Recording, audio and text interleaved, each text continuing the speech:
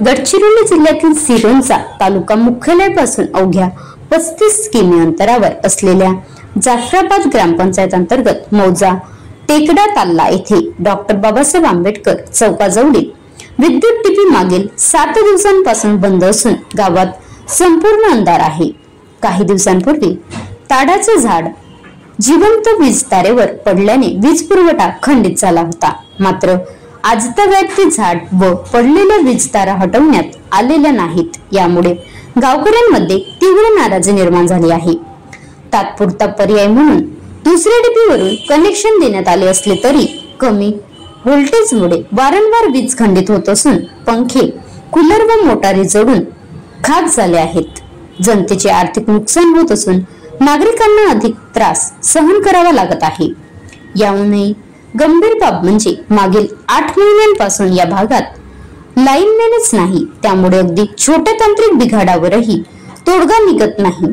त्यामुळे नागरिकांनी थेट वीज वितरण कंपनीच्या अधिकाऱ्यांकडे धाव घेऊन मागणी केली आहे। डीपी चुकीच्या ठिकाणी बसवली। स्थानिक नागरिकांनी निदर्शनास आणून दिले आहे की संबंधित डीपी हे पावसाचे सांडपाणी जाणाऱ्या नालीमध्ये बसवण्यात आली आहे। परिणामी पावसाळ्यात फ्यूज लावण्यासाठी किंवा दुरुस्तीसाठी जाणाऱ्या कर्मचाऱ्यांना जीव जोखीम पत्करावे लागते।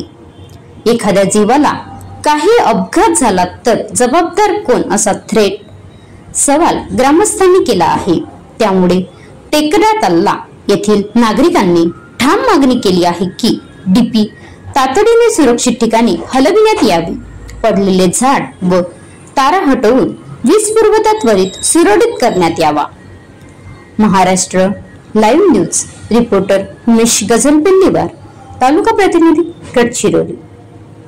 आता गाडीवर मोबाईल नंबर नाही तर इमर्जन्सी QR कोड वापरा, जे तुम्हाला अडचणीच्या वेळी साथ देईल।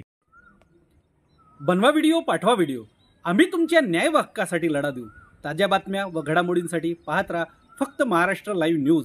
आजच आमच्या चॅनलला सबस्क्राईब करा, शेअर करा, कमेंट करा आणि हो, बेल आयकॉन दबायला विसरू नका। जय महाराष्ट्र।